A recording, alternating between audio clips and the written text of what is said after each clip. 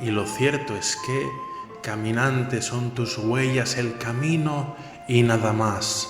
Caminante, no hay camino, se hace camino al andar se hace camino y al volver la vista atrás se ve la senda que nunca se ha de volver a pisar. Y en Caminos con Historia te lo vamos a contar. Estamos en un episodio más de Caminos con Historia y traemos a un invitado muy especial y que aporta una visión distinta pero muy rica para reconstruir el patrimonio y todo lo que tiene que ver con la caminería histórica. Tenemos nada más y nada menos que a Fernando Oliva Cruz, que es experto en muchas cosas, ¿eh?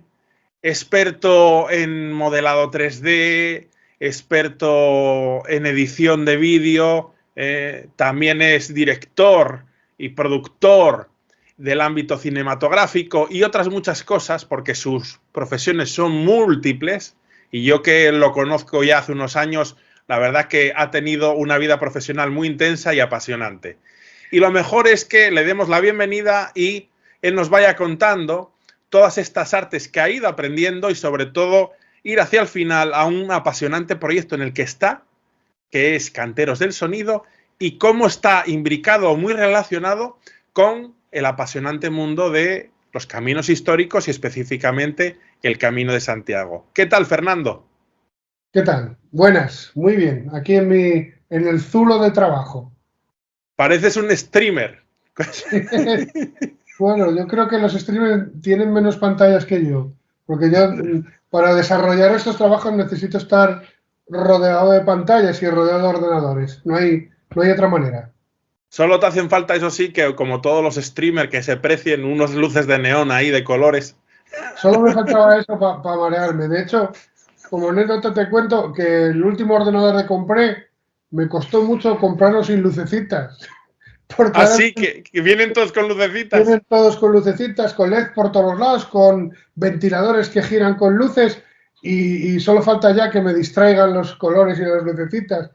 Pues bueno, yo creo que si te parece, por empezar por algún sitio, creo que nos hables un poco de cómo te iniciaste tú en el mundo de la producción gráfica y luego cómo llegaste a esto, a este apasionante apartado del modelado, reconstrucción 3D a nivel histórico. Puede ser un buen comienzo. Cuéntanos un poco de tu trayectoria. Yo empecé con diseño gráfico y sobre todo con CAD. Con CAD te podría decir que seguramente sea uno de los pioneros en España en usar programas de CAD, porque Ujú. yo el primer programa que yo empecé a trabajar fue el AutoCAD. Y la versión con la que yo empecé fue con la 1.2, que en aquel momento cualquier Paint ahora del Windows supera esa versión con creces.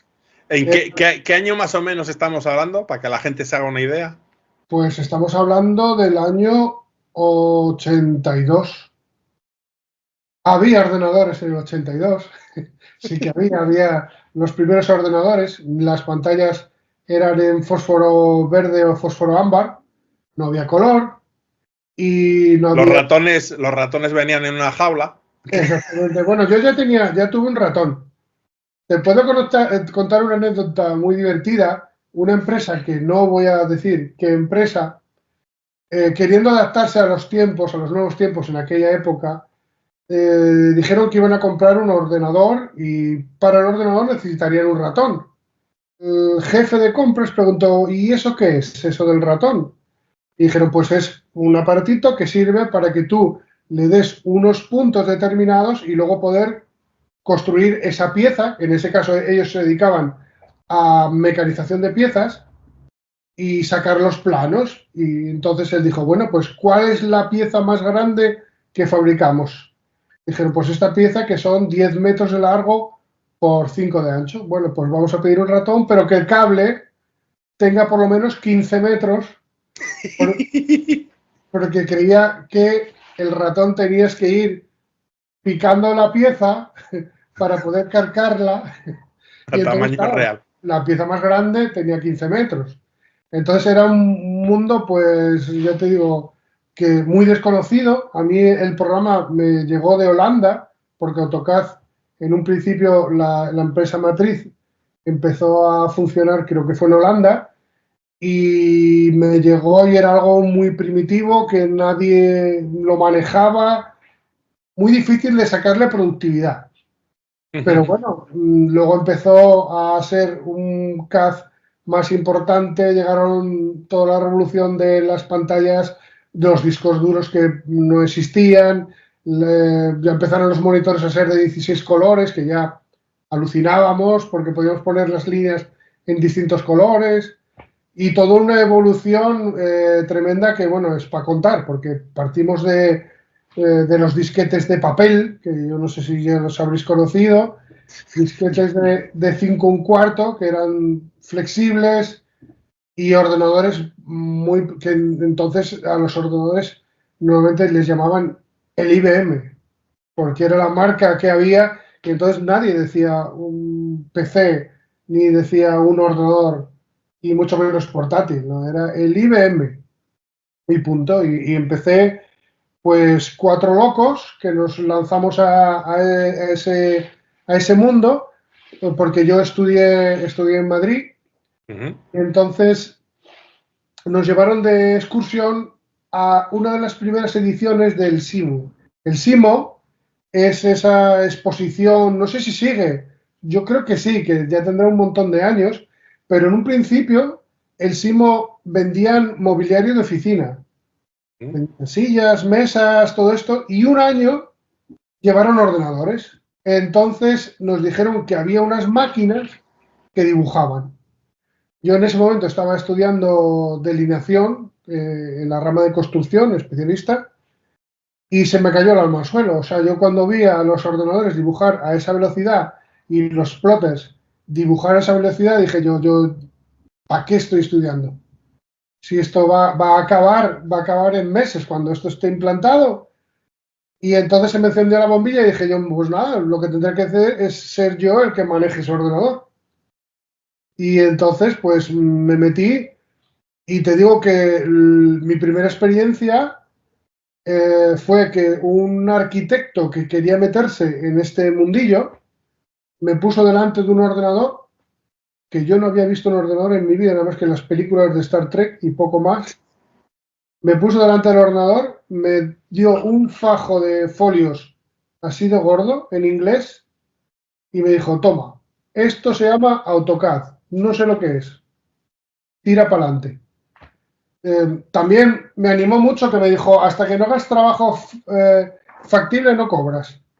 Entonces, eso anima mucho, y yo recuerdo que yo estaba haciendo trabajo factible para el estudio de arquitectura en 15 días, pero estuve estudiando día y noche, solo podía estudiar en el estudio porque no había ordenadores en casa, no había nada. Siempre me gustó también mucho el diseño gráfico. Entonces, en ese estudio de arquitectura, con el AutoCAD, yo diseñé mi primer logotipo, que fue el diseño del estudio, el logotipo del estudio. Era malísimo, era malísimo, pero a mí me gustaba. Y entonces, digamos que fue paralelo, tanto mis estudios de construcción y de arquitectura, ya con el diseño gráfico, que también me apasionó toda la vida. Después surgió venir a Asturias a trabajar, porque me hice especialista en industrialización de edificios. A mí no me gusta llamarlo prefabricado, porque prefabricado tú fabricas una pieza y la repites millones de veces y luego con eso tú construyes. Y la industrialización es como si tú coges un chalet y lo divides en piezas, haces un puzzle como un Tetris para después montar esas piezas y tener una vivienda en el menor tiempo posible y con el menor costo. Entonces yo me especialicé en eso y vine a Asturias a trabajar en eso. Estuve varios años trabajando, hice centros penitenciarios, como te digo, en Galicia, aquí en Asturias también chalés, haciendo cosas por Jordania, en Estados Unidos, bueno, en muchísimos países con esa implantación. Y llegó un momento que acabó el proyecto de aquí de Asturias y en teoría yo tenía que volverme para Madrid, pero no quise. Yo estaba muy a gusto aquí y dije yo de aquí no me muevo, o sea, me quiero quedar a vivir aquí. Eso era el año 95. Ujú. Y entonces en el año 95, pues cambié radicalmente porque me lo ofreció un gran ingeniero, una gran persona, Álvarez Canal, que había fundado una empresa de investigación médica. Entonces me llamó y me dijo, oye, se me ha ocurrido esta idea y vamos a desarrollar prótesis de columna vertebral. Pero imagínate yo pasar de hacer piezas de hormigón a que me digan que meterme en el mundo de la biomecánica. Pero yo confiaba ciegamente y sigo confiando en Canal y para allá fui. Para allá fui, empezamos los dos en Valdalón, en una oficina muy, muy pequeñita, desarrollando, y entonces luego fuimos cogiendo más personal, más ingenieros para desarrollar el proyecto, llegamos a desarrollar el proyecto, implantarlo en un carnero, porque las investigaciones con humanos no te dejan hasta que el proceso está muy, muy elaborado. Sí, claro. No es lo mismo ir a visitar una obra que meterte en un quirófano. Son dos cosas bastante distintas. Entonces a mí aparte me marea mucho la sangre. Entonces, entonces yo tenía que entrar en los quirófanos a documentar esas operaciones y fotografiar. Y de la que iba, como también me apasionaba mucho la imagen, pues también empecé a hacer, ya tenía una cámara bueno, te puedo decir que con mi primer sueldo, estamos hablando del año 83, con Ujú. mi primer sueldo me compré una cámara de vídeo. Fue lo primero bueno, no, pagué el primer plazo de una cámara de vídeo, porque en aquella época las cámaras costaban una burrada. Creo recordar que de aquella, en pesetas, que eran como casi 300.000 pesetas, cuando un salario de aquella época solían ser 80, 100.000 pesetas. Un salario, Serían 300.000, son 1.800 euros, ¿no? sí, pero en aquella época eran 3 meses de trabajo. Sí, sí, no, que el valor, Sí. el poder adquisitivo con ese dinero era mucho mayor, claro. Y entonces eso, empecé a hacer fotografía, vídeo, todo lo que tiene que ver con imagen y diseño. Y cuando este proyecto acabó, pues me metí en diseño gráfico y empecé a diseñar todo lo que tiene que ver con imagen, fotografía, diseño, hice cortos, o sea, todo lo que tiene que ser con lo audiovisual. Y con las 3D, pues yo creo que empecé, según empezaron las 3D, porque con AutoCAD yo ya dibujaba en 3D. Y luego, según fue avanzando el tiempo y las aplicaciones fueron avanzando y daban otras prestaciones, por ejemplo, en biomecánica sí que utilizamos mucho aquel primitivo 3D que te estoy hablando de los años finales de los 90 hasta el año 2000, que nos ofrecían muchas oportunidades el 3D para esas prótesis que íbamos a implantar, saber qué pinta tenían y poder incluso reproducir en el ordenador pues una columna vertebral en 3D y intentar intuir las medidas de las piezas Sí, sí, sí. y todo esto. Entonces nos facilitaba mucho el trabajo. Lo Pero interesante es que, bueno, tu trayectoria profesional, calculo, son 30 años o ya algo más de 30 años. pues desde el 82, un montón de años, sí, En- y trabajando en empresas muy distintas. O sea, trabajando desde empresas de construcción a empresas dedicadas a la biomecánica, a empresas de diseño gráfico, publicidad o marketing. Y ahora, últimamente, con esta empresa Amantigua, esta organización que es de tipo cultural. Bueno, Ujú. siempre he estado metido en rollos de tipo cultural, ya sabes que. Lo interesante, y por eso te preguntaba, más o menos 30 años, bueno, 30 y algo, es que tienes esos conocimientos técnicos, tecnológicos, pero no solo esa técnica, sino que luego tú siempre has tenido una vertiente, una pasión y vamos a decir, una buena mano con lo artístico. Director de cortos, diseñador. Y en ese contexto en el que te mueves técnico y creativo, hace que tengas una visión amplia. Y además algo que no has contado, pero que conviene que se sepa, y es que eres un apasionado de la historia. Sí, eso sí. O sea, yo, sin exagerarte, creo que no recuerdo ningún día de mi vida que no haya por lo menos ojeado algo de historia. Y luego cuando me apasiono por un tema, pues soy también bastante obsesivo. O sea, de hecho, creo que te había comentado que una vez y además muy de chaval, debía tener como 14 años o algo por el estilo, y me obsesioné con los templarios y debo tener por ahí 30 libros de templarios llegó un momento que todo lo que había leído ya lo había leído anteriormente.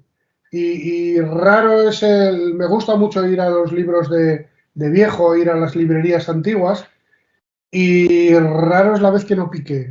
Pico siempre, pico todas las veces. De hecho, a ver, te voy a enseñar el libro que compré este domingo, el último. A ver, a ver. Europa 1492, retrato de un continente hace 500 años. Interesante. Un libro precioso. Además, estos libros grandes, libros de... Me encantan, me encantan. Y tengo toneladas. Y digo toneladas porque ya me tocó hacer varias mudanzas y te puedo decir que son toneladas. O sea, y luego dicen que el saber no ocupa lugar.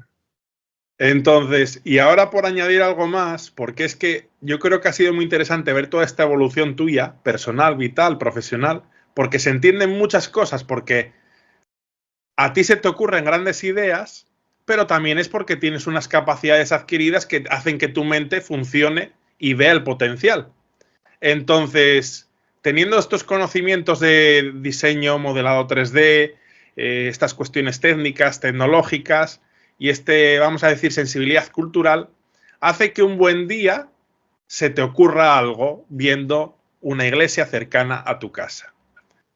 Cuéntanos cómo fue eso. Pues en un principio tenemos que retroceder un poco más.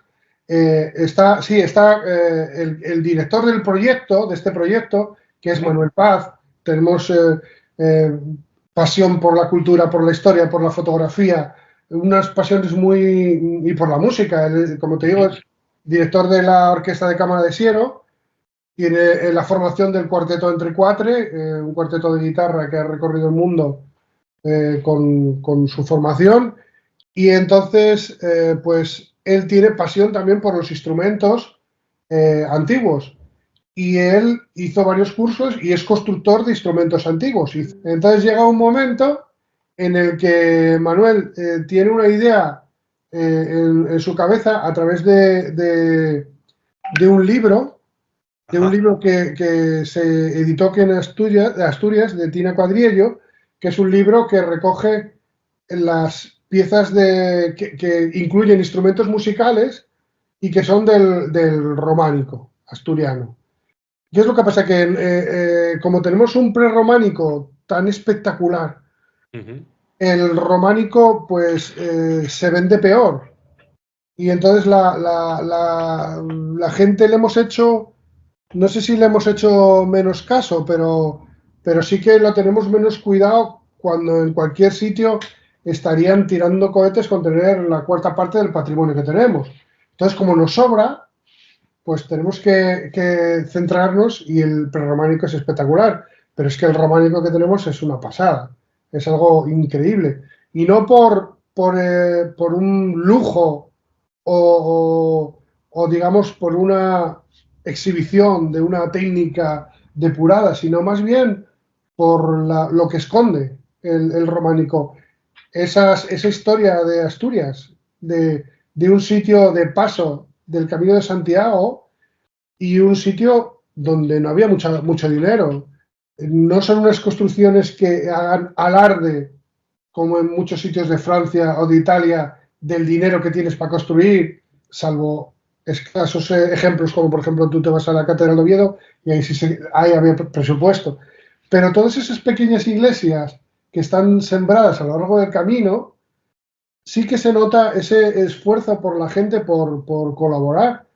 Y luego hay cosas que he aprendido o hemos aprendido durante estos, porque llevamos con el proyecto casi 3 años,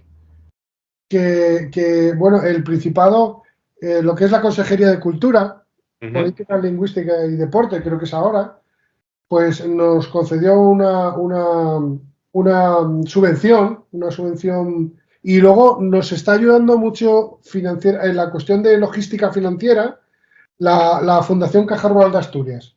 La verdad es que sin esos dos pilares es imposible, es imposible. Entonces, por el camino vas aprendiendo cosas, te vas dando cuenta de cosas y cosas que no puedes corroborar ni están escritas en ningún lado, pero por simple lógica llegas a esa conclusión. Creo que te comentaba también que una de estas cosas es que nos dimos cuenta, y cada vez lo tenemos más claro, que la gente que iba a Santiago de Compostela, a la catedral, a trabajar, todos esos canteros, que la mayor parte de ellos venían de Francia, pues muchos de ellos sí podían venir en barco hasta ciertos puntos de la costa y desembarcar, pero a mí me da la sensación, yo esto no lo puedo demostrar, me lo dice el corazón y me lo dice la cabeza. Esa gente posiblemente venía en carretas, en corromatos desde Francia, y por el camino, pues aparte de que iban enseñando, iban practicando, iban haciendo chollos, lo que nosotros llamamos los chollos. Y entonces paraban en una iglesia a lo largo del camino y al cura de turno, al obispo de turno, pues intentaban colocarle 10, 15 canecillos, porque claro, lo que es el bloque de construcción, el bloque de piedra, no es tan difícil hacer un bloque que sea un paralelepípedo, bueno, pero a la hora de tallar, pues sí que necesitas ciertas habilidades. Y también se nota mucho a través de ver cientos y cientos de fotografías cómo coinciden las tallas en sitios distintos. Entonces son prácticamente gemelos. En el convento en Bedón, ahí se encuentran unos canecillos que son iguales de unos que están muy cerca del Cabezón de la Sal en Santander, que fui a verlos y a fotografiar. Interesante. Y entonces son muy parecidos. Entonces a mí eso lo que me corrobora es que lo que te digo yo, que seguramente viajaban con estos alumnos que iban practicando, el maestro seguramente les ponía un ejemplo allí y durante el camino pues me vas haciendo 15 tallas con sus diferencias y sobre todo sus diferencias en calidades. Hay veces que ves canteros que eran muy buenos y otros que eran bastante menos buenos. Entonces, a raíz de enterarnos nosotros, fuimos a ver este canecillo, se estudió el canecillo y una vez estudiado ese canecillo se hizo una reproducción de la gaita, que esta reproducción la hizo un luthier que se llama Chus Solís. Y te voy a enseñar esta gaita tan primitiva, que es esta gaita. Sí, sí. No se nota muy bien porque... Se ve, sí, sí, sí. Vale, pues esta gaita está sacada toda su geometría y tal de esa gaita primitiva que está tallada en Gozón. Entonces, esto es muy interesante porque lo que estás explicando, y me gustó esto que has traído, de que estos maestros constructores que venían a trabajar, de francos, etcétera, pues por el camino iban haciendo sus pequeñas ñapas, sus pequeños chollos, que no era otra forma que, bueno, tener un trabajito para ir subsistiendo hasta que llegaban a Asturias o luego Galicia con el Camino de Santiago, Catedral, etcétera, etcétera. Y ves un patrón en todo ello. Y entonces lo que has comentado en la charla, en lo que llevamos, es cómo en los canecillos, en estos relieves, en estas representaciones artísticas en piedra de algunas iglesias, tenemos representaciones artísticas, pero también representaciones, por ejemplo, de instrumentos que en algunos de los casos, pues, han pasado los siglos y han desaparecido. La idea partió de Manuel Paz.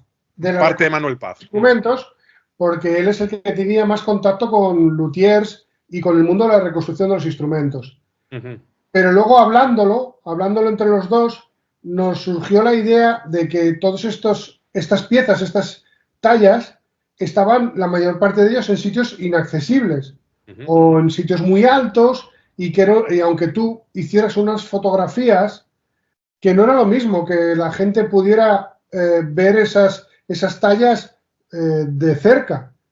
Pues empezamos a darle vuelta con nuestros medios, que son muy, muy escasos, cómo podíamos llevar esas piezas a la gente, que incluso por ejemplo, gente que tuviera una discapacidad visual, pues pudiera Ah, claro. tocarlas y de hacerse una idea tanto del estado actual.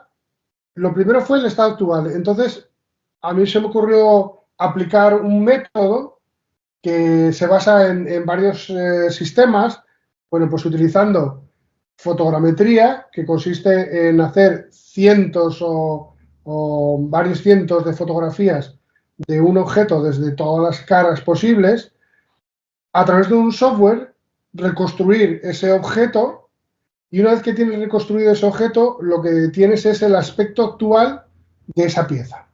El aspecto actual. Hemos llegado a calcular que el error que tenemos es de 0,04 milímetros, que es un error mínimo, sobre todo en estas piezas que tienen una erosión tan fuerte que en 6 meses ya esos 0,04 se perdieron, porque muchos de ellos están expuestos a los elementos y se van deteriorando muchísimo. Que yo creo que eso es el gran reto, porque, o sea, tecnología ya hay como para reconstruir, hacer en 3D a través de fotografías un elemento, pero un elemento como está. Entonces, no es lo mismo una piedra tallada actual que una piedra tallada de hace 8 siglos, porque claro, la erosión se ha ido comiendo partes. De Y hecho, entonces tú ves cómo está, pero ahora, después de tantos yo siglos. lo que no entiendo es cómo ningún organismo oficial se ha dedicado a escanear con escáneres de 20.000 euros, de 30.000, de 40.000 euros, escáneres profesionales, escanear el patrimonio, porque sabemos que lo vamos a perder. Todo ese patrimonio que está expuesto a la intemperie y lleva 1.000 años, no va a soportar otros 1.000 años, porque esto es progresivo, la contaminación, las enfermedades de la piedra, la erosión, está destrozándolo. Un ejemplo clarísimo es la portada de la iglesia de Ujo, y a día de hoy ya varias de las figuras perdieron la cara completamente. Increíble. Entonces, estamos hablando que con esta progresión, en 10 años no, te vas a quedar sin esas figuras, van a ser prácticamente ininterpretables. Y si buscas fotografías de hace 10 o 15 años, pues ya se te cae al suelo. Yo en ese tema tampoco me he metido, no soy especialista. No sé si se puede aplicar algún tipo de resina, creo que no, porque si no se hubiera hecho, para por lo menos impermeabilizar o parar el proceso Sí, sí, sí. Conservar, sí. de erosión de esa pieza. Y luego lo que no entiendo es cómo no se hace un escaneado estricto, se tiene un archivo, si el día de mañana vemos que la pieza está tan deteriorada en San Esteban, que da pena, o sea, se está cayendo a cachos, pues a lo mejor es factible cuando ya esté totalmente destruido hacer una réplica y situarla en el mismo punto, es decir, esto estaba aquí hace 1.000 años, pero Vamos a poner un ejemplo muy concreto y es muy reciente, la gente lo verá. El desastre 2019 de la Catedral de Notre Dame de París. Se perdieron muchas partes en ese incendio, pero había un modelo hecho, realizado, con fotogrametría en 3D, todo estaba. Entonces se pudo reproducir, se podía saber cómo estaban las cosas y, en la medida de lo posible, reconstruir, y se ha reconstruido muy rápido realmente. Lo que Fernando nos estaba diciendo es que tenemos mucho patrimonio histórico en Asturias, en piedra, iglesias, capillas, etcétera, que tienen mucho valor, pero que igual en 10, 20 años ya no existen o se han perdido elementos artísticos importantes. y ya te digo, tendremos el testimonio de las fotografías, pero me parece que no es lo mismo que tener una pieza en 3D. Entonces, como te digo, a partir de esa idea surgió de hacer el estado actual de la pieza. ya tenemos esa pieza escaneada y a escala real, claro, 1:1, exactamente, Claro. esa es la realidad. Ya las he hecho la impresión con una impresora 3D y una vez que tienes la impresión se le da texturas y colores para que sea igual que la pieza que está ahí colocada a 10-15 metros. Una vez que tenemos el estado actual de la pieza, pues dijimos esto lo vamos a pasar a alguien, a algún especialista que sea capaz de darle las texturas y los colores de cómo está ahora, para que no parezca, porque la impresión es con plástico y al final queda totalmente blanca. Sí, claro. Entonces, pues dimos con varios especialistas. El que está trabajando más en el tema ahora mismo es Víctor Saiz Irazu, que es un gran maquetista. Sí, dime. Hay un punto que yo no sé si es previo o lo vas a contar ahora, pero quisiera decirlo. Claro, estamos haciendo una reproducción que físicamente es igual a lo que hay ahora. Pero hay un punto aquí en que, por ejemplo, en la iglesia de Ujo, ves un canecillo que casi está desfigurado, ¿no? Y logras interpretar que ahí debía haber un instrumento y lo reconstruyes. Reconstruir no, es aventurar una posible solución a lo que tienes ahora mismo, porque no tienes de dónde tirar, no hay información. Pero como dices tú, como en la iglesia de Ujo, lo que quedan son restos mínimos. Entonces, sí que si tienes un poquito la vista entrenada, puedes reconocer esos restos, ¿no? Lleva mucho tiempo de visualización del modelo para ver esos detalles. Te puedo decir que incluso, por ejemplo, en Gozón, en la gaita de Gozón, Uh -huh. incluso después de imprimir el estado actual, el día que estábamos analizando la pieza, yo vi un pequeño diablo que estaba tallado en la gaita. Y lo vi el último día. No lo había visto el último mes que me dediqué a verlo, a trabajar en esa pieza. De repente giras la pieza porque las posibilidades que te da este software es que una vez que tienes la pieza tú la puedes girar, acercarte, alejarte y entonces en un momento determinado ya me acerqué, ya vi los cuernos, las orejas, es como una especie de demonio cabra, bueno ya sabes que es la representación típica de un diablo y entonces pues a partir de eso pudimos recrear ese aspecto. Y después lo más chocante de todo, que es lo que más cuesta a la gente entender, es que todo esto era polícromo, que eran todo policromías y que estaba todo pintado. Entonces estamos acostumbrados a ver la piedra desnuda y para nosotros ya es natural que todas las iglesias sean de piedra o de mármol visto y no nos cabe en la cabeza que esté todo pintado y muchas veces hay gente que ha dicho que está pintarrajeado porque los colores, la paleta de colores con la que trabajaban los pintores de la época y sobre todo en iglesias con poco presupuesto eran paletas muy, muy escasas, con pocos colores y con poco lucimiento también. Entonces, predominan unos colores eran más baratos que otros. Eso, bueno, hay estudios que nos orientaron mucho. De todas maneras, yo no quería dejar sin mencionar Uh -huh. a dos personas que nos echaron una mano tremenda. Pina Cuadriello, esta autora de este libro que había recogido el listado que bueno, ahora hablaremos. Y luego, claro, María Soledad Álvarez, que bueno, es doctora en Historia del Arte de la Universidad de Oviedo, ya retirada, y que nos ha dado la vida porque todas las consultas y todas las dudas que podíamos tener y toda la información y toda la literatura que me han dejado, tengo ahí de historia del arte, de pintura medieval y de los conocimientos que tenemos ahora, que también te digo que yo entiendo que va a haber cambios, ¿eh? Porque hay tecnologías que se pueden utilizar ahora, Uh -huh. todo del estudio en esas piedras de los posibles colores que hubo en su momento, igual cuando hicieron la reconstrucción del Pórtico de la Gloria, porque está bajo techo. Y Sí. entonces, y luego también pasaba que en la parte, esa parte que está protegida, desde que se construyó, también los peregrinos entraban ahí porque estaban más calentitos.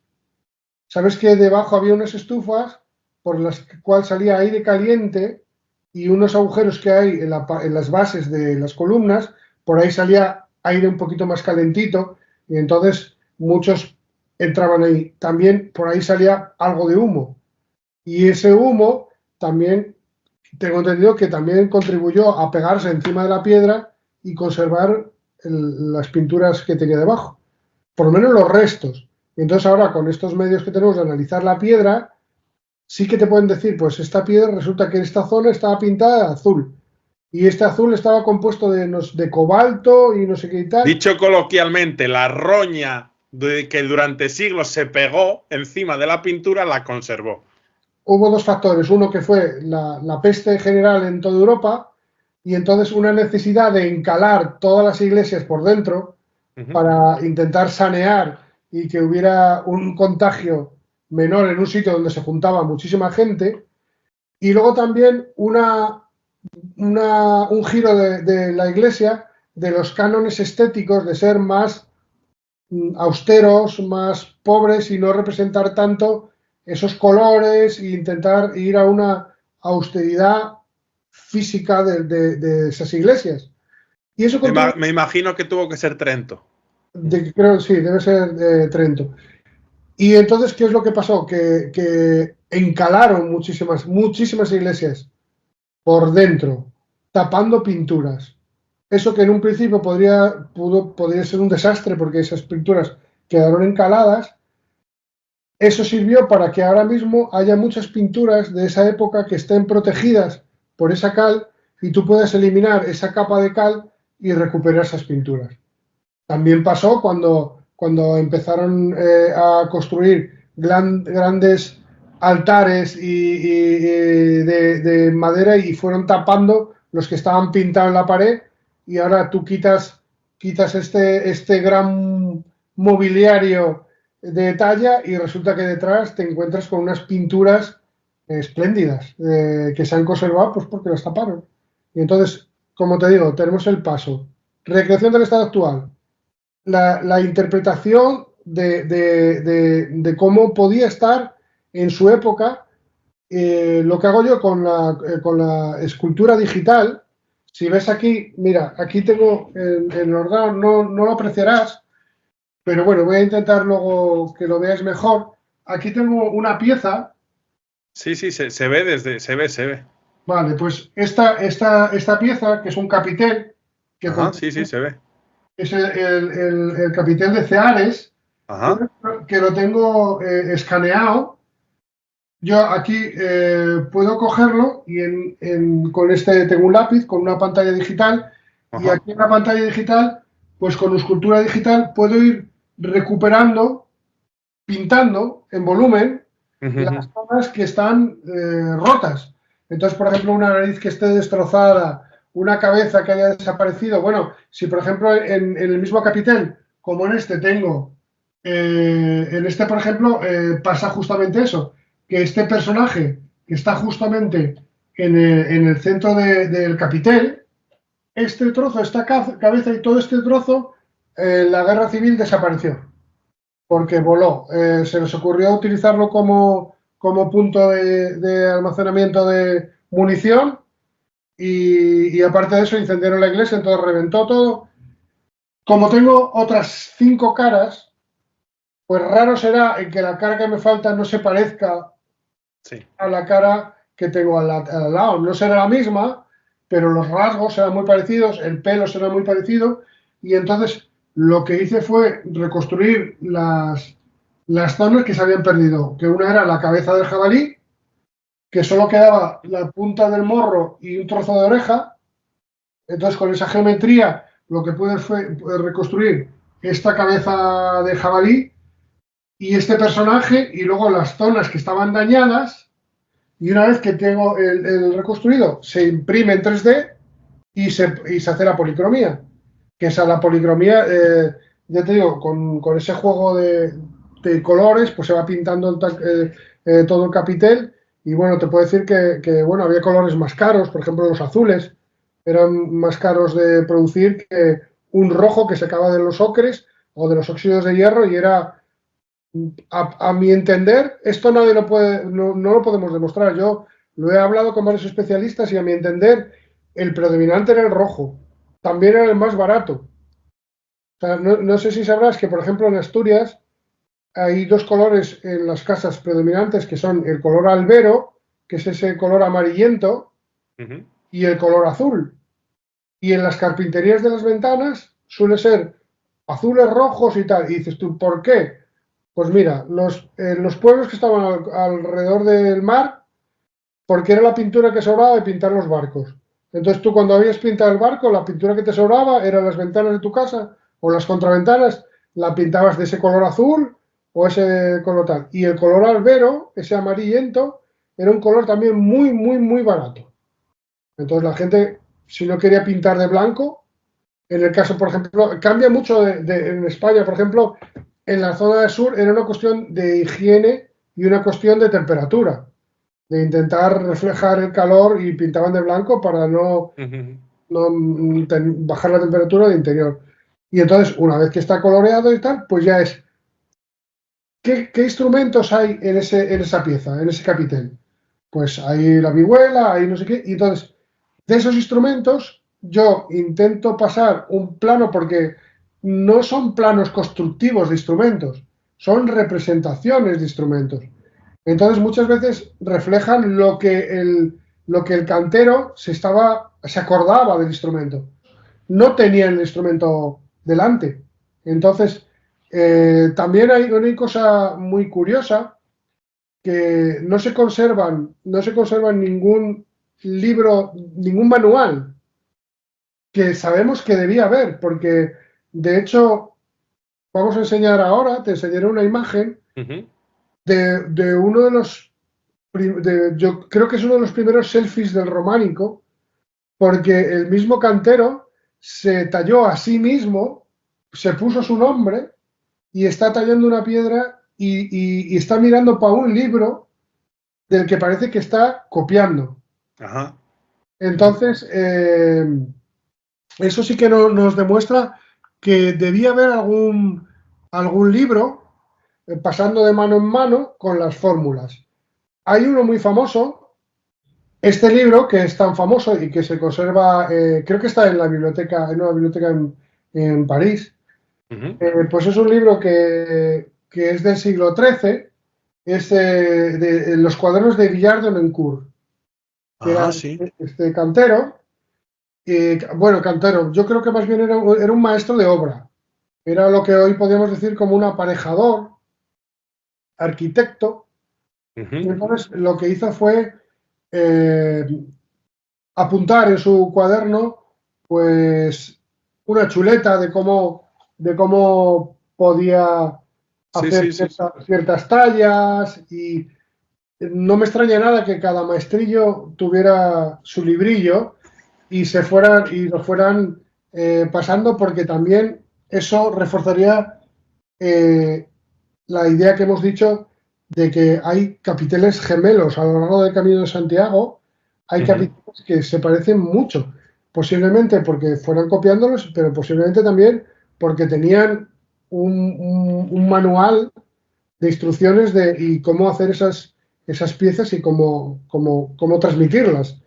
Entonces ahora pasamos a la siguiente fase del proyecto, que es, yo le paso esos apuntes con las geometrías simples de lo que yo creo que veo en la piedra y se lo pasamos a varios luthiers especialistas que son tanto especialistas en instrumentos medievales y entonces uno de ellos, por ejemplo, es Carlos González, un asturiano afincado en el sur, de España, pero de Gijón, asturiano, que es amigo de Manuel Padre de hace muchísimos años, y entonces él tiene muchos instrumentos. Yo no me acuerdo si me dijo que tenía más de 300 instrumentos construidos, pero posiblemente sean más. Y entonces le pasamos el primer proyecto, que era el de Arlos, que en Arlos, te voy a enseñar ahora la foto, hay una cabra que está tocando la rota. Esta rota es un instrumento que dejó de utilizarse, creemos, entre el siglo XV y el siglo XVI, dejó de utilizarse, no se sabe por qué, Pero bueno, Héctor Braga, que es el encargado de hacer sonar este gran músico, que es el encargado de hacer sonar estos instrumentos, que es otra parte más del proyecto que de momento no lo voy a desvelar, sí que nos comentó que él estaba seguro de que este instrumento había desaparecido por la dificultad que tiene de tocarlo. Te voy a enseñar, tenemos aquí la rota, pero no la de arroz, sino la de Ujo, Ajá. que también está hecha por este luthier que tengo, Carlos González.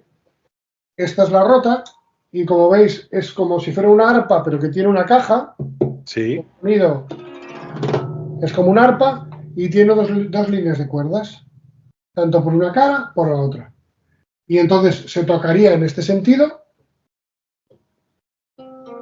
y cuando tocas con la mano derecha no puedes ver la mano izquierda y viceversa. Entonces Héctor dijo, es que te vuelves loco para tocarlo, y seguramente este avance no fue suficiente y volvieron al arpa, que era mucho más fácil y que a través del arpa ves los dedos de la otra mano. Tiene un sonido muy característico que todo esto que estamos viendo lo podéis ver en la página de Amantigua. Pondremos el enlace por aquí. Ponemos el enlace y ahí podéis ver cómo suena.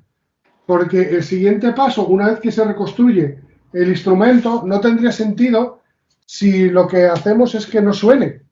Claro. Esto, el sentido que tiene es que estos instrumentos están para hacerlo sonar y para saber cómo sonaban.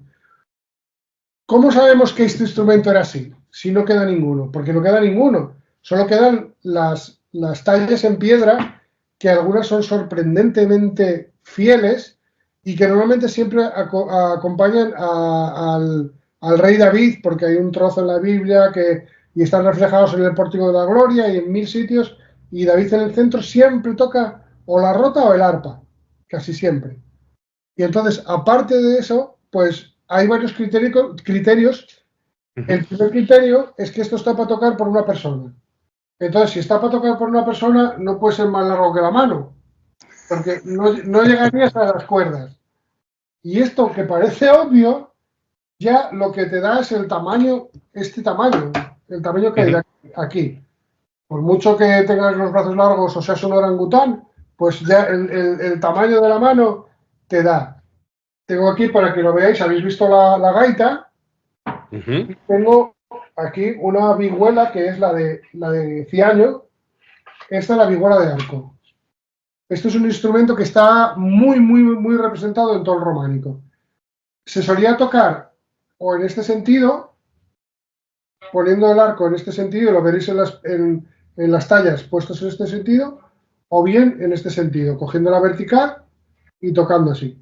Es un antepasado del violín. Tiene un arco y es frotado.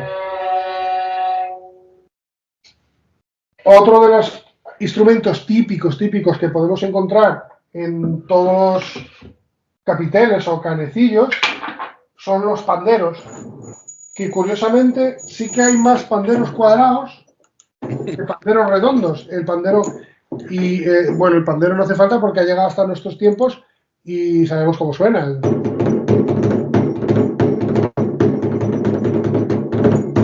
El pandero no ha cambiado mucho desde hace 1000 años. Lo curioso es que de lo que nos hemos dado cuenta haciendo este proyecto es que prácticamente el 99% de los casos, cuando hay un pandero lo toca una mujer. Las mujeres normalmente cuando estaban casadas utilizaban un paño para taparse la cabeza y también esta parte de la cara, o sea, era el barbuquejo.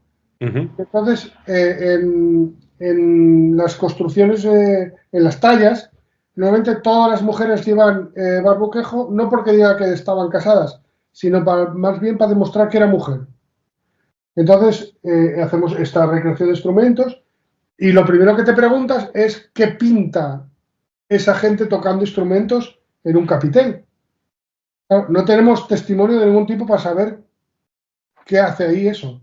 Entonces, tenemos varios tipos de capiteles y varios tipos de canecillos. Están los puramente geométricos, o los que son representaciones de naturaleza, hojas, frutos, que también tienen sus significados. porque cuando se representaba, sabes perfectamente, tú que esto ya es tu campo, sabes que cuando se representaba una piña, era el valor que se le daba es que tú para tener los piñones tienes que abrir la piña y muchos piñones, entonces digamos que recrea lo que es la experiencia de vida o del alma. Entonces tú ves por fuera la piña, pero para llegar a los piñones hay que abrirla. Y entonces muchas veces era muy simbólico, representaban Cierto. todo este tipo de elementos. Y luego tenemos los sexuales, los que cuentan cuestiones de historias bíblicas, y luego estos que parece que no responden a ningún criterio más que el de pasárselo bien, que son saltimbanquis entonces ahí hay un poco lío a la hora de interpretarlos, porque hay especialistas que lo que intentan explicar es que lo que tienes ahí es un catálogo de lo que no debes hacer. Esa teoría, la que está más denostada, y lo que sí aventuran es una explicación de que estamos cerca, en el año 1000, estamos cerca todavía de los sincretismos, del paganismo, de todas estas supersticiones, y entonces, como la gente sabía que dentro de la iglesia estaban protegidos de los demonios, para poder hacer un cierre de seguridad, hacían un cinturón de seguridad por la iglesia, porque date cuenta que los canecillos, por ejemplo, cubren todo el perímetro de la iglesia. Ellos entendían que casi todos los diablos se movían por el cielo, volaban. Eran diablos que volaban. Y entendían que, esto es una teoría, ¿eh? Lo que pasa es que a mí me parece la más factible. Entendían que cuando ese diablo veía una figura geométrica infinita, se quedaba mirándola. Por eso hay muchas espirales, rollos, geometrías infinitas que se quedan mirando. Cuando había de cuestiones sexuales, entendían también que se quedaban mirándolo porque les atraía eso más que entrar en la iglesia y alcanzar el alma más cercana que tuvieran. Y luego también lo que también dicen es que la sexualidad cambió mucho desde la Edad Media. Y entonces en esos años, lo que ahora nos parece pornográfico, seguramente eran símbolos de herencia, hereditarios. En aquella época, alguno de esos personajes no representara el valor. Claro, no nos ha llegado hasta nosotros la interpretación de eso. Pero creo que también estaríamos en un error si intentáramos interpretarlo con el presentismo, ¿no? Con el punto de vista actual, que tenemos unos valores que no tienen nada que ver con los que tenían hace 1000 años. Y entonces, pues, y luego hay otros que simplemente son representaciones de poder o de justicia. Casi en todos los pórticos, en el dibujo se puede ver, hay alusiones a batallas entre el bien y el mal, y luego muchas a juicios. Por ejemplo, hay en San Esteban, está cuando apedrea el protomártir, San Esteban, el primer mártir, pues hay escenas del apedreamiento. De hecho, en San Esteban de Ciaño fue muy curioso porque había un personaje que si vais vamos a hacer una exposición, aprovecho para decirlo, ya hicimos una exposición en Gijón muy exitosa, creo que fue una de las exposiciones más visitadas este verano en Asturias, y se va a prolongar en Ciaño, en el Palacio de los Alberti. Entonces, ahí se van a colocar la exposición de todas estas piezas, instrumentos y las reproducciones de los canecillos o las piezas. Entonces, sí, en San Esteban de Ciaño, por ejemplo, está muy deteriorado, muy deteriorado el capitel. Entonces, había un personaje que sostenía una especie, te vas a reír, pero lo que parece es un bocadillo, pero un bocadillo de unas dimensiones enormes. Así, podría ser una especie de bocadillo con algo metido dentro. Porque los demás personajes se ve muy bien que tienen piedras en la mano para darle a San Esteban.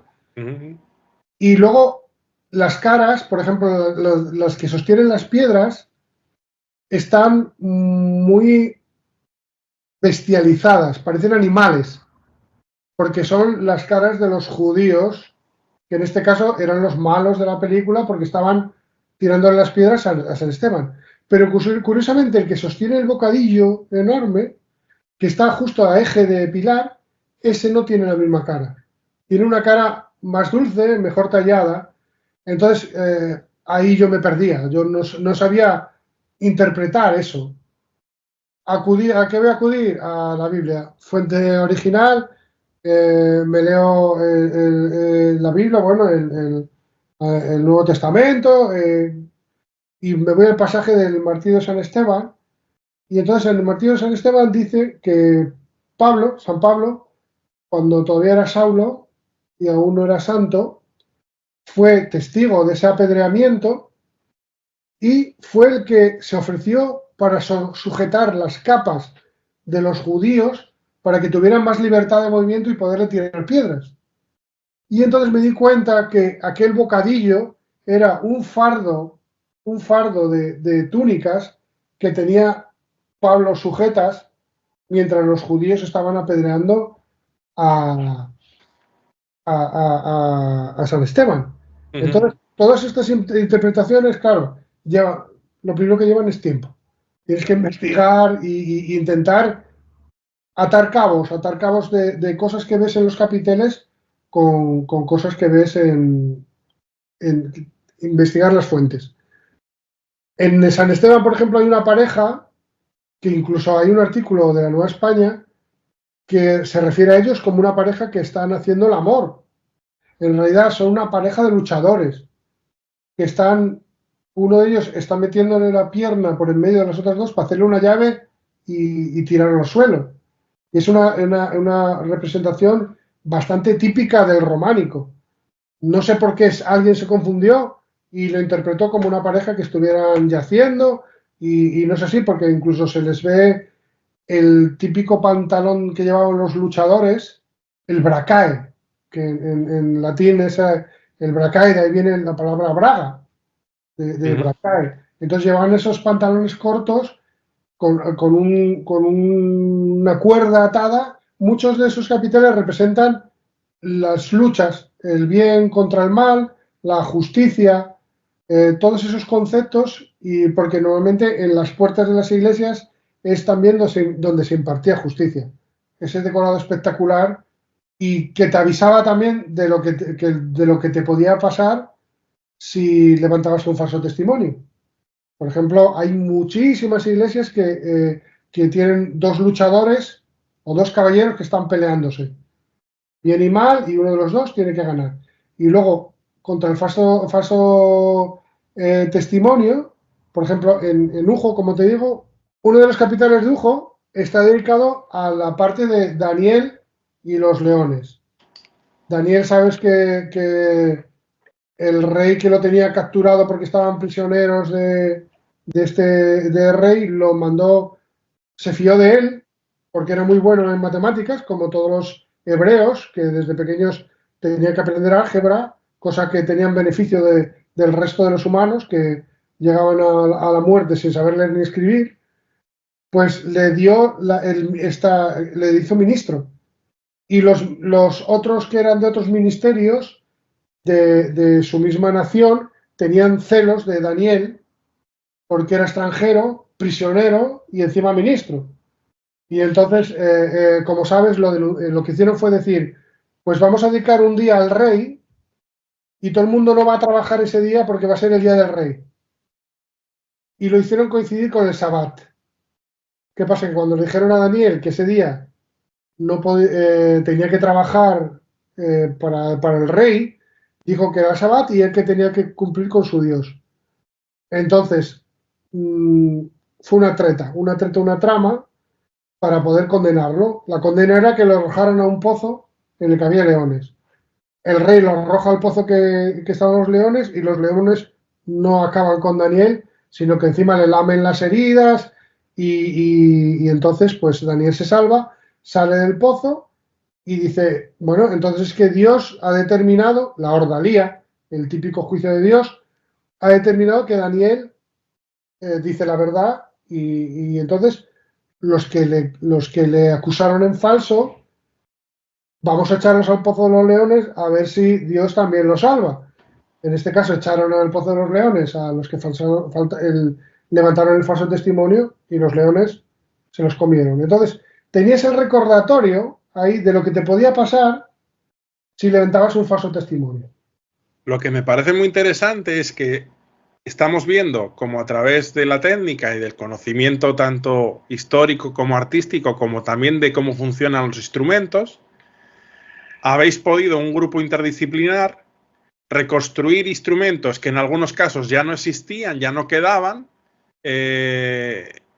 y también aventuraros a ver e interpretar cómo sonarían, y habéis llegado a tocar esos instrumentos que habéis recreado en una música que igual hace siglos que no se toca.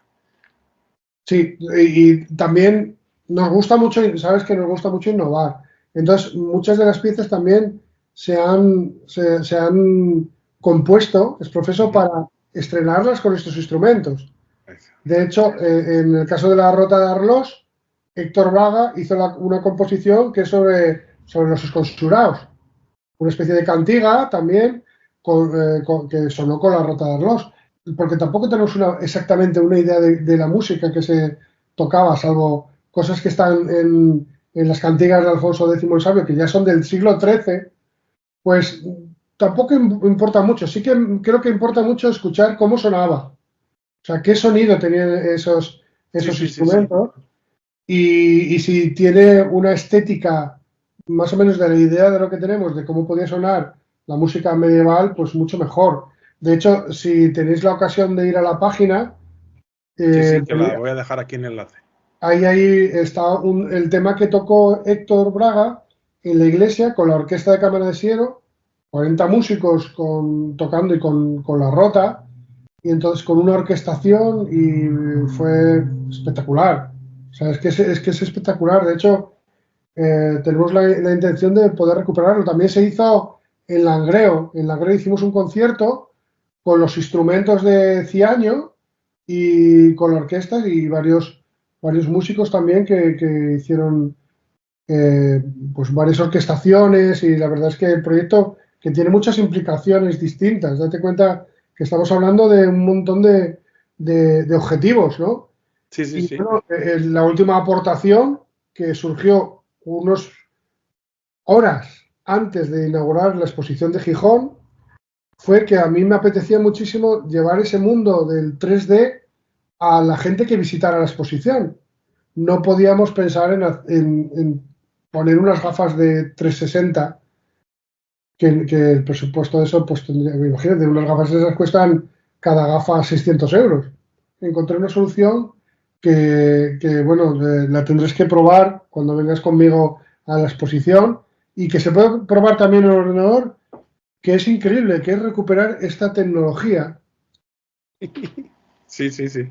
Y entonces generar unos vídeos para estas gafas de anaglifo, y tú con estas gafas ves perfectamente el volumen de las piezas, perfectamente.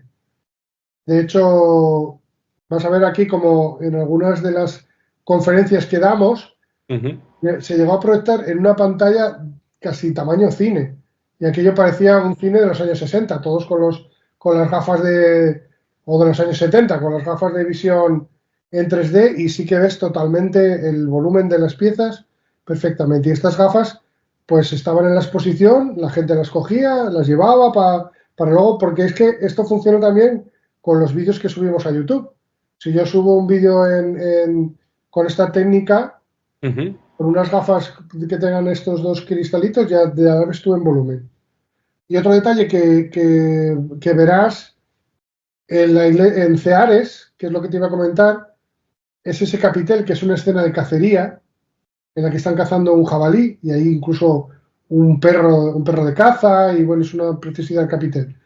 Bueno, esto, como te digo, en la guerra civil había un acorazado que estaba en el puerto de Gijón, fue a alta mar y entonces empezó a bombardear Gijón.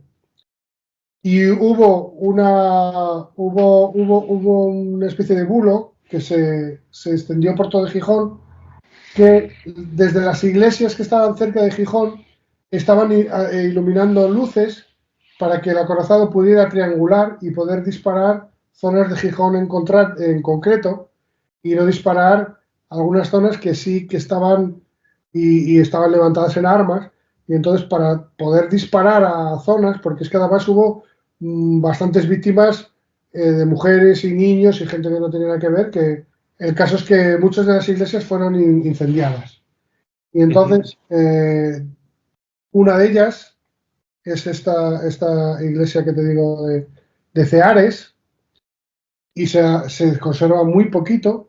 Y navegando por internet, resulta que de repente encontré una fotografía de pocos días después de que incendiara la iglesia, que es esta que te voy a mostrar. Intenté localizar la fuente y me fue imposible. No sé de dónde sale esa fuente. Tiene pinta de ser un periódico por la textura y la margarita que tiene de la impresión, pero no fui capaz y no pude. La persona que había subido esa fotografía, tristemente había fallecido. Y entonces no pude, claro, contactar con ella y decir, ¿de dónde sacaste esa fotografía? Y entonces, gracias a esa fotografía, que se ve la iglesia derruida, pero se intuyen ya se intuyen las partes de la construcción románica, lo que hice fue reconstruir la iglesia sobre esa fotografía, qué aspecto tenía en la Edad Media. Y entonces reconstruimos todo el exterior. Y luego también tenemos la planta actual de la iglesia, que sí que se conservan parte de los muros originales, y entonces ahí pude sacar las dimensiones exactas de la iglesia. Una vez ya hecha la parte exterior, nos animamos, nos vinimos arriba y dijimos, vamos a hacer el interior. En el interior no sabemos nada. Entonces, ahí Soledad sí que me echó una mano, porque lo que hice yo fue presentarle con todos los conocimientos que yo había empapado de las pinturas románicas y un poquito de prevención de que estamos en Ceares y no en Notre Dame, pues lo que hice fue reconstruir unas pinturas de tanto lo que es el altar mayor como laterales, como en la época entendemos que podía estar parecido. Hicimos varias filas. En el altar mayor pusimos todos los apóstoles y San Andrés, que es la advocación de la iglesia, con un puesto un poquito más destacado, con esta cruz en aspa característica y simbólica de San Andrés, con un altar mayor pegado a la cara del ábside, al lucernario, como eran antiguamente, para que el sacerdote pudiera dar la misa de espaldas. Y bueno, hicimos un pantocrator más o menos del estilo, con un cielo, con estrellas. Bueno, mientras estoy hablando estáis viendo las imágenes de esta recreación, y luego las paredes pues pintadas en los dos colores más habituales de la época, que eran el blanco y un rojo. Entonces, bueno, puede sorprenderte un poco el aspecto que es el interior. No podemos decir, porque no tenemos nada que nos pueda corroborar que se pudo estar elaborado de esa manera. De hecho, como te digo, hay que una distancia que hay que saltar, es que es lo que te decía yo, el aspecto monetario, que es muy importante. Estas iglesias, Ceares o Gozón, pues son iglesias de pueblo que podían tener algún rico terrateniente y algo que pudieran poner la gente que vivía allí, pero no tenían un presupuesto brutal. De hecho, muchas de las pinturas se perdieron porque las pinturas estaban confeccionadas con ciertos materiales, ciertas químicas, muchas de ellas, uno de los diluyentes que utilizaban era la orina humana. Era uno de hecho, hay incluso recetas de un monje que dice que si la orina humana es de una mujer o un hombre puber o virgen, que es mucho mejor para el color, que se diluye mucho mejor. Entran ya estas cuestiones de alquimia casi, y entonces, ¿qué pasa? Que muchos de esos colores, con los factores ambientales, con las humedades, con todo eso, pues algunos colores desaparecían. Hay una iglesia en París, por ejemplo, que todas las niñas de los ojos las pintaron con unas tierras, a lo mejor con tizones de carbón, y luego debieron meter un disolvente, que pudo ser orina, y resulta que con la climatología ambiental se desprendieron. Y entonces esa iglesia da un mal rollo porque todos los ojos de todos los personajes no tienen niña y tienen los ojos blancos, porque la niña se desprendió. Entonces da un aspecto rarísimo. Ves que algunas de las poquísimas iglesias que conservan pinturas en Asturias queda el negro y el rojo. Los otros colores Cierto. se van perdiendo a lo largo de la época. Y no podemos aventurar como era, pero bueno, también tenemos derecho a imaginar y siempre y cuando no coloquemos ahí elementos que sea imposible que hubiera en la época. De hecho, una de las cosas que me llamó Soledad Álvarez, me llamó la atención, fue que yo dibujé en 3D un par de candelabros de metal para colocar las velas y me dijo, uff, no sé si yo para una iglesia como Ceares, si tendrían dinero para comprar esos Claro. candelabros. Y otro aspecto que me pareció curiosísimo fue todo lo que tuve que estudiar para la pila bautismal. Un aspecto que te parece tan obvio y tan sencillo, en la época estaban colocadas en otro punto determinado de la iglesia que ahora no están, siempre estaban colocadas según entrabas a la izquierda y normalmente estaban protegidas porque al espacio donde se bautizaba y en la pila bautismal solo podían tener acceso cuando se bautizaba y el resto había que pedir permiso para abrir ese cancel y acercarse al agua bautismal. Y luego, como son pilas del románico, la mayor parte de los bautizos era por inmersión. Entonces, no valía una pila que entrara simplemente la mano del sacerdote para coger el agua. No, tenía que entrar la cabeza. Eran pilas más bajas, Sí, sí, sí. más anchas.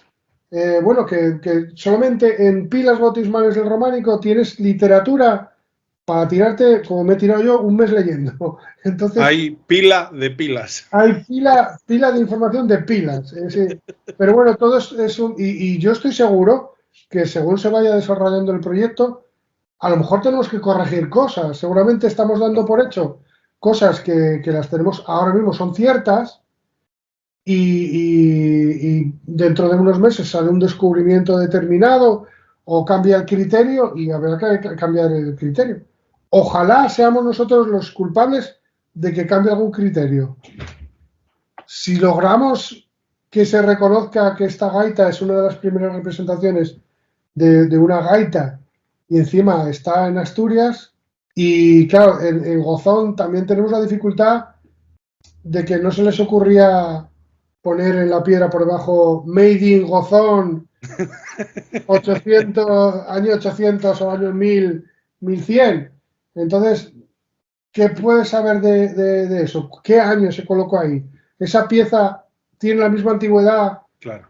que el resto, y lo que te digo, estos avances tecnológicos, es posible que a lo mejor nos permitan analizar la piedra y encontrar algún tipo de datación y saber si esa piedra se talló en una época determinada o hay cosas que Sí, claro, el carbono 14 es para material orgánico. La piedra podría haber algún tipo de pigmentación o elemento añadido, pero no, claro, no pero hay, no hay la tecnología, yo creo, de sabiendo momento. que es polícromo, Mm.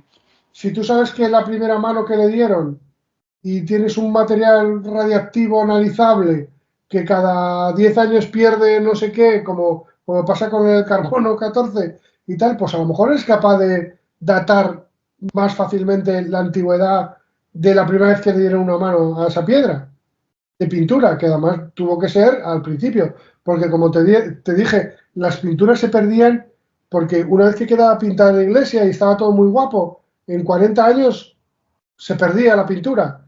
Y cuando en la parroquia había dinero para repintar, se repintaba, pero cuando no había dinero, dejaban que muriera. Y la siguiente vez decía el cura, ahora píntamelo de blanco, queda más guapo. No voy a contratar otra vez, porque es muy curioso. Una de las cosas que me llamó la atención es que en la época cobraba muchísimo más un pintor que un cantero. Era un trabajo mejor remunerado. Y ya te digo, tenemos muy pocos datos, pero bueno, se va sabiendo, por suerte se va sabiendo. Y bueno, intentaremos hacer nuevas cosas, intentar abrir vías de otro tipo, e incluso te digo, es que hay muchos instrumentos, instrumentos que están desconocidos. Este de Ujo, la rota de Ujo, a raíz de este proyecto, yo desayuno muchas veces en un bar que está muy cerca de la iglesia. Y entonces se me ocurrió, dije yo, "Jo, me apetecía hacer una versión en 3D de cómo estaba la iglesia de Ujo en el siglo X, siglo XI. Pero para ello lo primero que tengo que hacer es hacer fotos del estado actual. Claro. Y cuando hice esas fotos, de repente me fijé en uno de los canecillos y dije yo, pues yo creo que estoy viendo un instrumento. Lo siguiente fue, me fui a este libro de Tina Cuadriello, que es la Biblia de los instrumentos, y no estaba. Inmediatamente llamé a Manuel Paz y dije yo, oye, que creo que encontré este instrumento. Manuel Paz nació en Ujo, es de Ujo. Y me preguntó, ¿en qué iglesia lo has visto? Y yo dije, la de Ujo. Y me dije, imposible. Llamamos a Soledad, este que te digo que es doctora en Historia del Arte, y resulta que ella había dirigido una tesina, creo, o un proyecto de un alumno suyo que tocaba la iglesia de Ujo en concreto. Incluso habían hecho una foto de ese canecillo. Encontré el libro, lo busqué, lo encontré y en el libro no sabía identificar qué era eso. Seguí buscando y en la época de Isabel II hubo un arquitecto que recorrió Asturias haciendo una especie de catálogo de los bienes que había y entonces paró en Ujo, hizo un dibujo de la iglesia y tampoco lo supo interpretar. Años después pasó otro y dibujó un parto, porque en el Canecillo de Ujo hay dos personajes y él creyó que era un parto que estaba dando a luz una persona.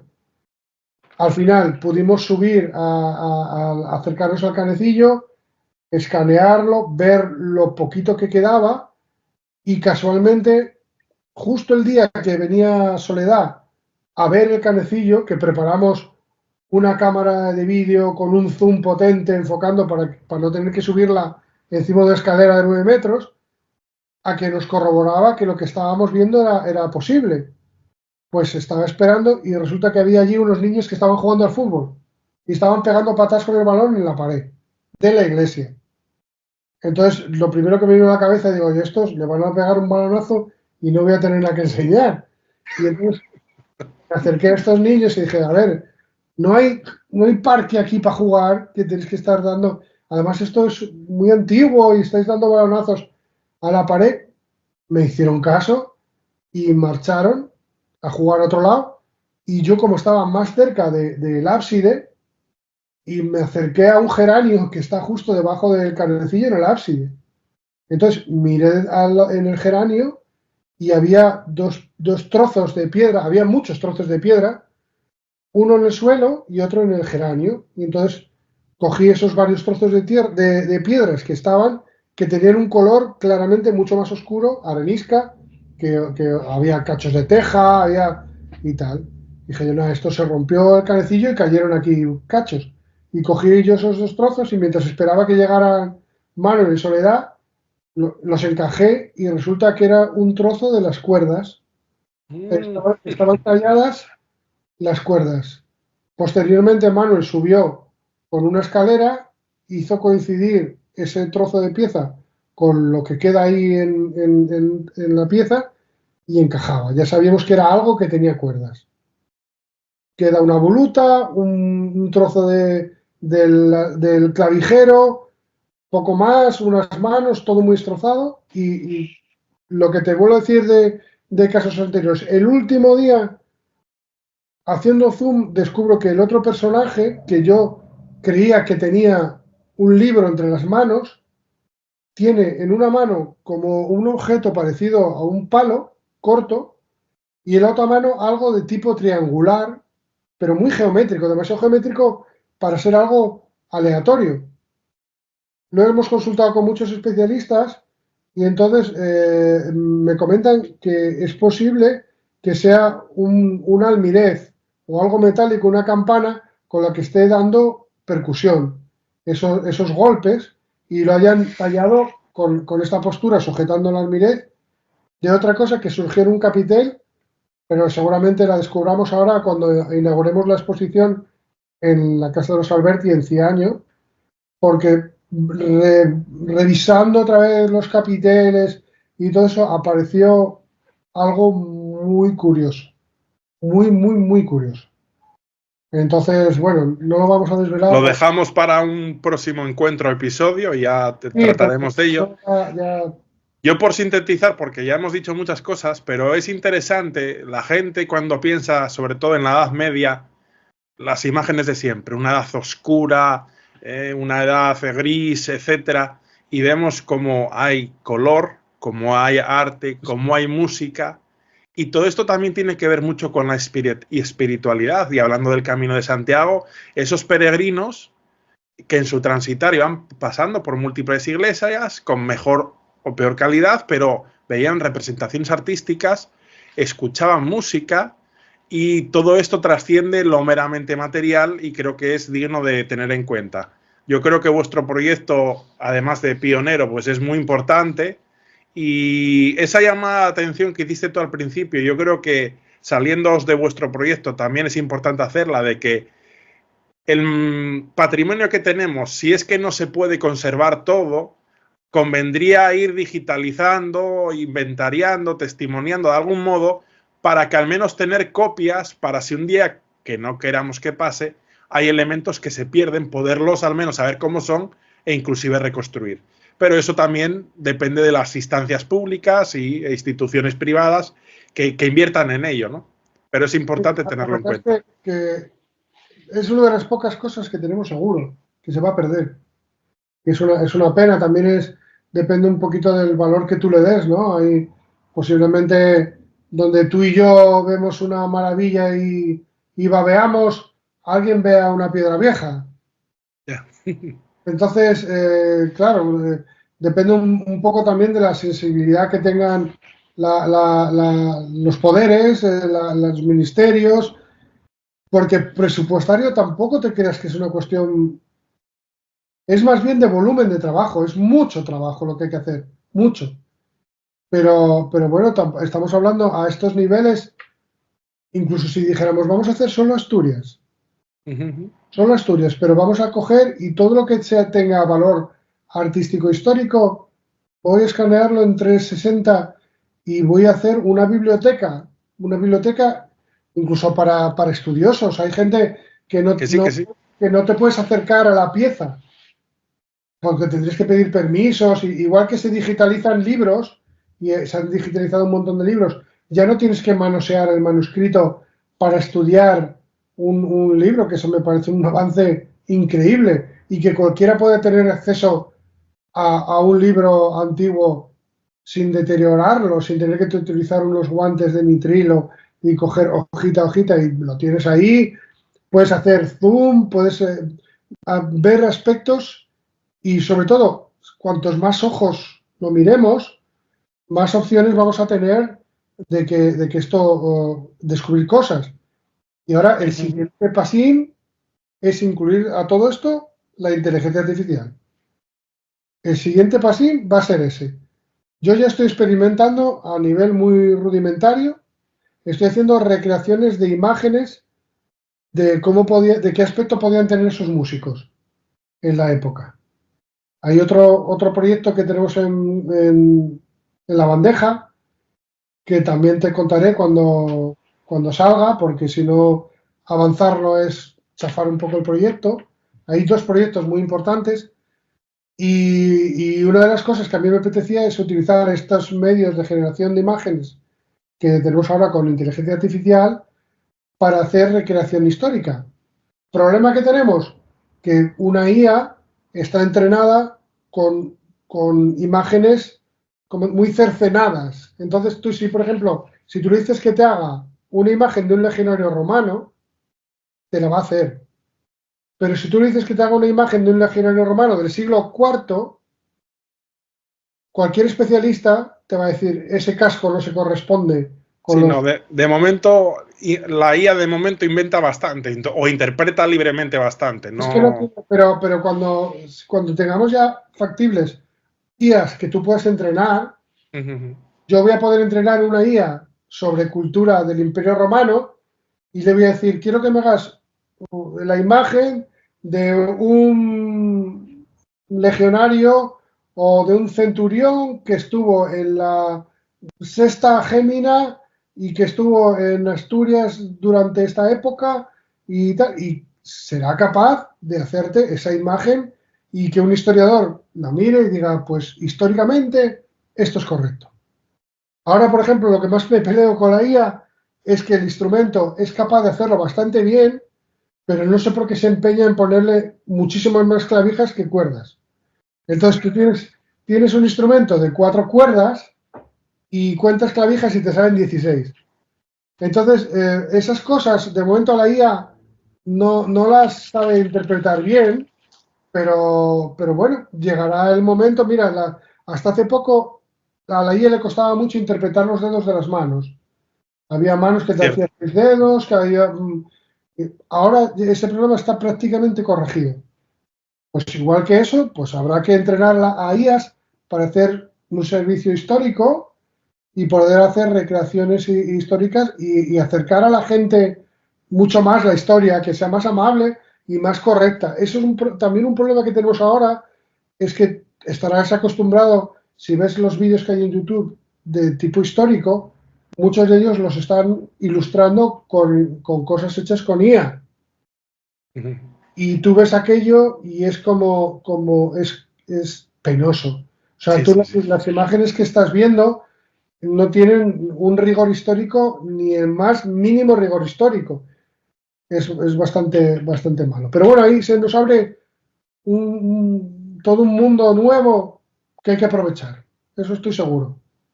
Bueno, Fernando, charlar contigo siempre es un placer y podemos tirarnos horas, pero yo creo que podemos ir concluyendo. Sabemos que posiblemente habrá otro episodio en el cual nos vas a traer novedades y hallazgos que hagas en estos próximos meses, pero agradecerte tu testimonio y has dado esta vertiente de cómo traer el arte, la historia, inclusive la música, y en épocas en las que el Camino de Santiago está naciendo, a partir del siglo octavo en adelante, y ver cómo hay mucha información que si la investigamos nos aporta más sobre la cultura, la sociedad de épocas históricas y en este caso pues del norte de la península ibérica. Y mucho tránsito de gente, mucha gente por ese camino, yendo y volviendo, yendo y volviendo. Y mucho intercambio cultural y mucho intercambio de todo tipo. Los instrumentos viajan, los músicos viajan. Yo creo que no teníamos un concepto correcto de lo que podía ser la península, esa cornisa en aquella época que era mucho más luminosa, como hablabas, y mucho más transitada de lo que nos podíamos pensar. Mucho más peligrosa también. En casi todas las iglesias de la cornisa y en muchas de la península, en muchos sitios en los arcos, hay una figura tallada que es una cabeza triangular con unas orejas muy geométrica, y que es muy parecida al dracar de los vikingos. Es que algunos de esos tallistas que pudieron venir de la zona de Normandía tenían una cultura vikinga, y ese dracar, ese dragón que los vikingos ponían en sus barcos, en la proa de los barcos, y que lo repetían en sus casas, tallado en madera o tallado en piedra, se ha transferido esa imagen, posiblemente incluso sin saber ellos que era una imagen que no era cristiana, que era un dios pagano, y sin saberlo la repitieron en cientos de iglesias y en muchísimos arcos del románico de toda España y asturiano. Y yo tengo visto un montón de la misma iglesia de Ciaño, en el arco está esa figura repetida en todo el arco, pero bueno, si tenemos en cuenta que gran parte de los canteros vinieron de Francia, de la zona de Normandía. A ver, nunca me lo había planteado, pero mira, lo vamos a mirar, incluso te voy a pedir que me envíes algunas imágenes y lo vamos a ver. Y nada, voy a despedirme ya de la audiencia, agradeceros vuestra paciencia, casi llevamos aquí 2 horas, pero al menos a nosotros dos nos han pasado muy rápido. A ver cuántos llegaron hasta el final. Eso, vamos a pasar lista para darles un premio. Y despedirnos hasta otro episodio, otro encuentro, en otro lugar, pero siempre relacionados con la historia y con los caminos. Nos despedimos de todos vosotros. Hasta luego.